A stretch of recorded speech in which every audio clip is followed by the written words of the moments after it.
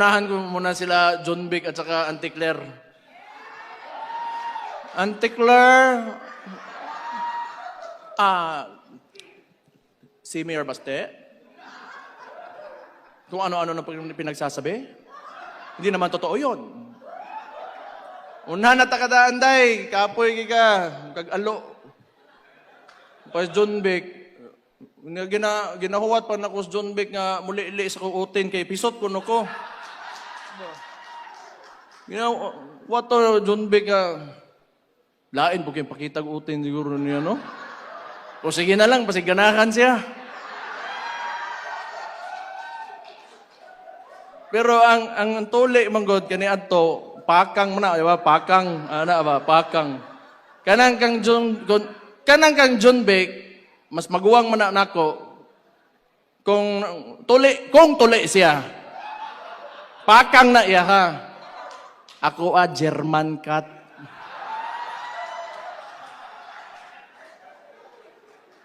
Since the Vice President has already announced her candidacy for the 2028 elections, ngayon pa lang, magsisimula na tayo.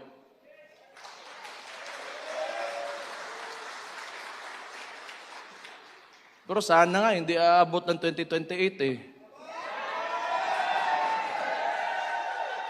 Ano gusto nyo? 2028? Bukas.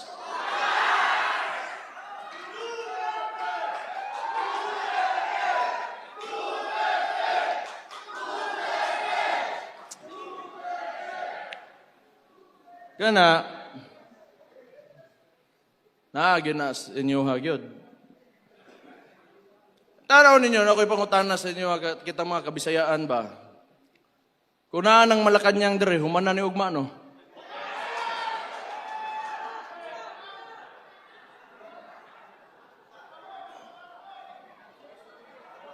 Kuanta we are restrained by geography. Archipelago manggod ta. Manglupad pa dito Manila, pero I do not know. Pero kamulo mo, unsa ka bugo gani si Marcos ba? Bugo gyud, bisag unsa bugo gyud. Ana. Bugo gyud.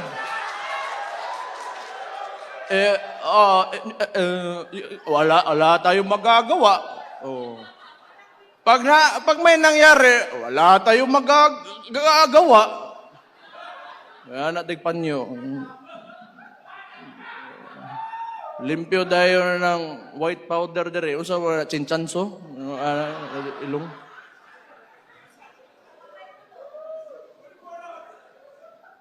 Di bugo ba?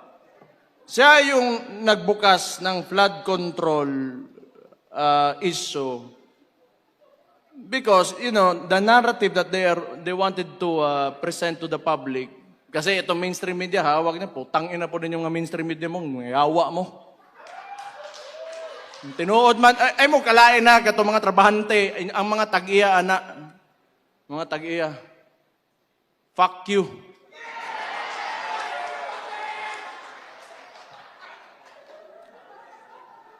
So they wanted to, form this narrative that Marcos, Bongbong Marcos, is the savior. So, PowerPoint pa, nga murag kinsang maestro ang gago. Oh, these are the contractors that, had ghost projects. Contractor? O ikaw? Nga na ka, scammer. Scammer ng tawhana gyud. Scammer gyud.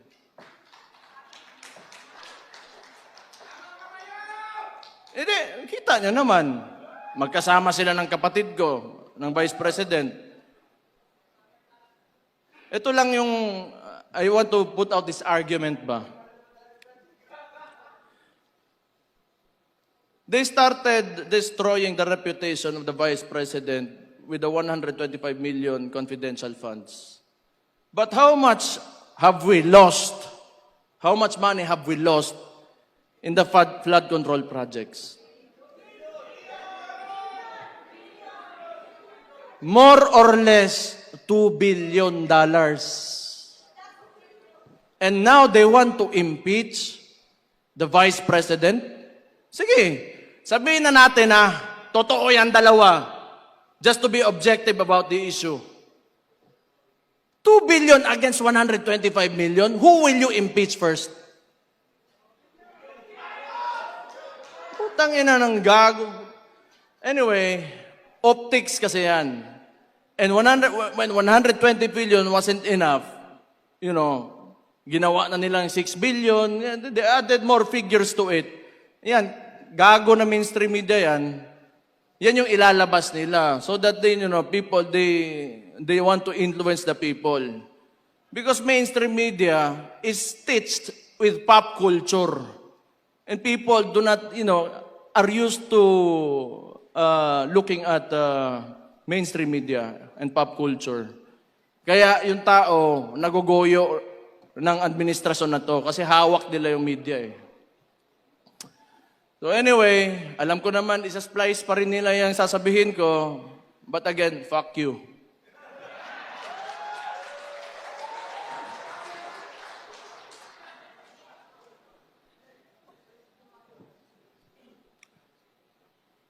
Hindi, maluoy ta sa itong nasod.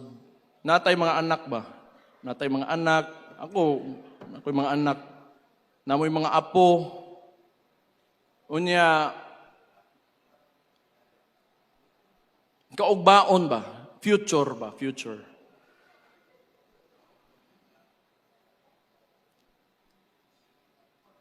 Hindi, ayoko yung mga anak ko na maglalakad.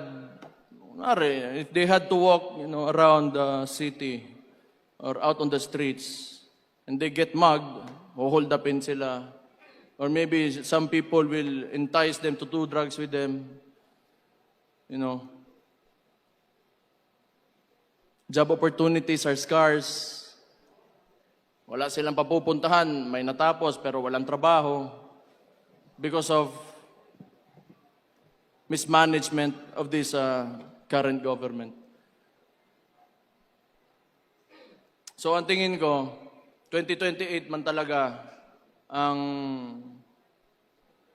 It really depends on how you would approach the situation. If we see a lot of people, you know, who want to, you know, take Marcos out of office, then that could happen. But if not, there is 2028. So kaya sinasabi ko, we should start now because we are facing an administration that will use all the money that you paid as taxes in this government against BP Inday Sara Duterte. That is what happened in Congress and probably, I do not know with the Senate, pero kaning mga senator, I think kailangan na to palakpakan nga ni Kapulit Agua. So your support to these senators means a lot. You know, whatever you can, social media lang talaga tayo, hanggang social media lang talaga tayo eh. Yung mainstream media, fuck you again. Just wholeheartedly put out your support for these senators and it will mean a lot to them. Discuss among your communities, discuss to, you know, you want to not really convince, but tell your story on why you believed in the governance of former President Rodrigo Roa Duterte and why it should continue in 2028 through VP Inday Sara Duterte.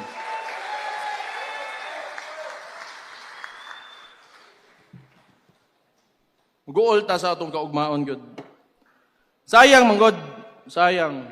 You know, everywhere I go, everywhere, kahit tanongin nyo, taxi driver,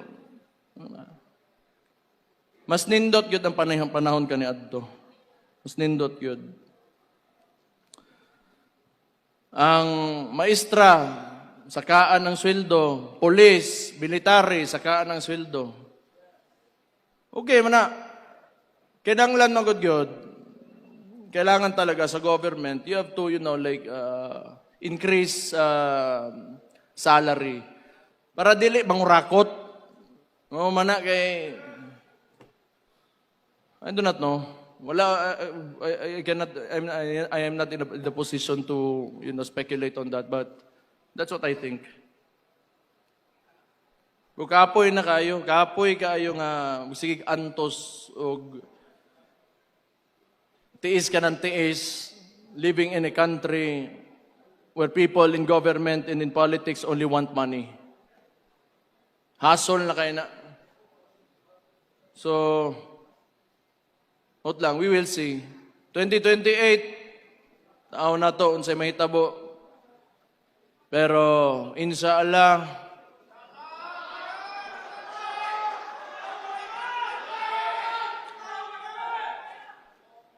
dili mismo butang dalang ato ang kandidato si Inday Sara Duterte, pero ang Pilipinas mauli sa mga Pilipino.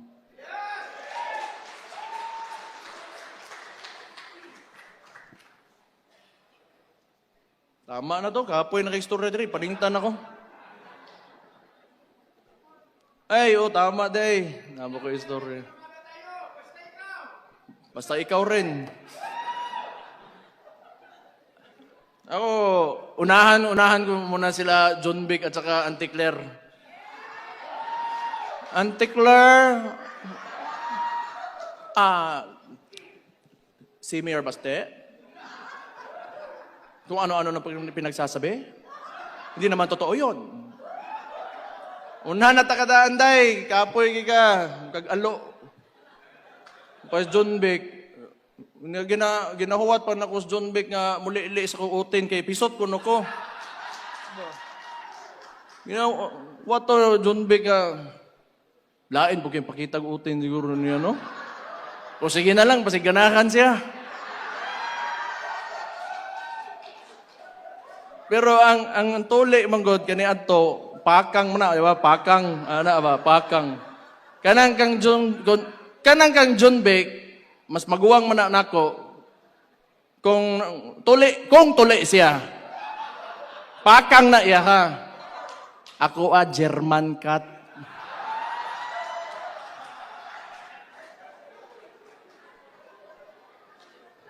Yawa, basta DILG secretary, moro na mo ingnon, unsa man ka eh. Yun lang sasabihin mo.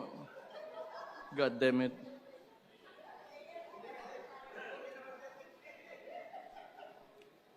Nawala na yung usapang drug test eh, so penis test na yung susunod. Kung support o hindi. Bitaw.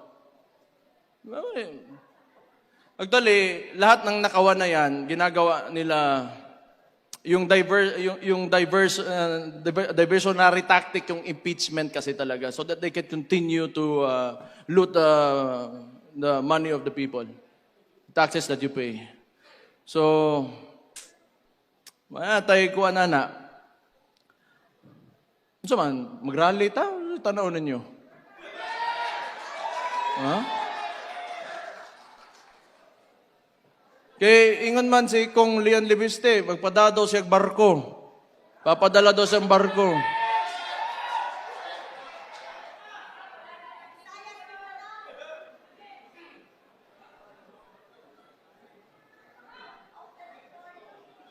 Pero I do not think kung 2 years, etong 2 years na to, mas lalala pa yan. Itong nangyayari na mga kadali langgod sa mga yung ginagawa ng administration weaponizing the bureaucracies and the departments of the administration, the government, magi-intensify pa yan. I told you. Tingnan nyo anong nangyari sa Senate. Tingnan nyo yung nangyari sa Senate. Nagputukan. Kaya gusto na naman nila kunin si Bato, ipadala doon sa ICC. Nalungkot ako. At the same time, medyo masaya rin kasi may kasama na yung tatay ko doon if ever that will happen. But, yeah, it's a bad joke. It's a bad joke. But, you know, nga na, gano'n, kaya itong administrasyon na to, it's not in its right mind. Wala talaga yan. Addict talaga, sabi ng kapatid niya. Addict talaga. And they are working with LP because si Lam, that's why LAM, Lam, Lisa Araneta Marcos, Aranetas are relatives of the Rojases. They are LP. Actually, walang makinarya yan si Marcos alone. The ones who are moving for Marcos and at the same time, tinitira din siya, are the Liberal Party. Kasi wala siyang makinarya eh. Tapos, parang ang sitwasyon ngayon, may Marcos, tayo, mga DDS, and the LP, they want to eliminate ang DDS muna.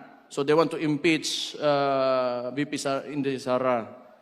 Tapos ngayon, gusto nila sa finals, sila yung maglalaban. Yan yung sitwasyon dyan. Pero wala. Di nila tayo kaya.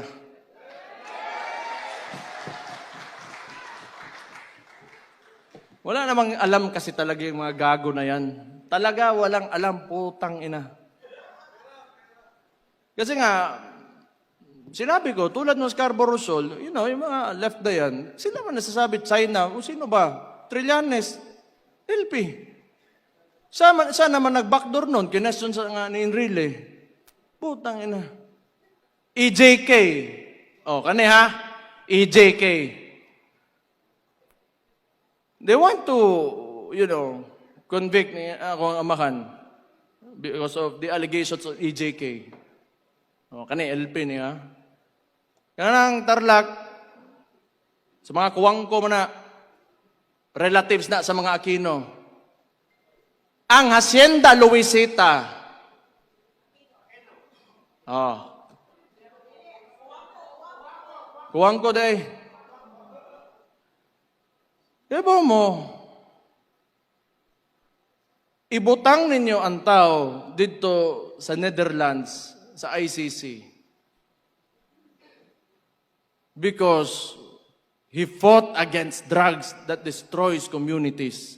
And yet these people are silent about Hacienda Luisita, who wanted land reform, who wanted their land back. Unsa ka ipokrito ni mga tawhanan ni. Oo, kasabot gyud ana nila. Nga sige sila balik-balik og EJK. Tanawa karon bumalik si Mabilog, bumalik si De Lima, and they are alleged narco-politicians. Nidaog pag yun tong nagpapusil-pusil bitaw diri siyang bukton. Kerwin. Yawa na mayor pambuang, no? Kuya, usad ba? Tagigit. Wala yun. Bumalik talaga lahat ng problema na nawala na sana. So, anyway, wala naman din talaga ako sasabihin. I just want to thank you for all of you for spending your time here. I just want to tell you, you know, like, we should think about the future. We should think about our children, your grandchildren. We should aim for a better country, much better than this one, a lot better than this one. O gihatag unta sa Ginoo, inshallah. So, to end this, tayo ay kikilos na para kay VP Inday Sara Duterte. Tayo lahat nandito Dahil hindi tayo susuko. At hindi natin tatanggapin ang ginagawa ng administrasyon ngayon. So sisimulan na natin ngayon pa lang na mailagay natin si VP Inday Sara Duterte sa 2028 bilang Pangulo ng Pilipinas. Mabuhay ang Pilipinas! Mabuhay ang Pilipinas! Allahu Akbar! Maraming salamat ug maayong hapon sa inyong tanan.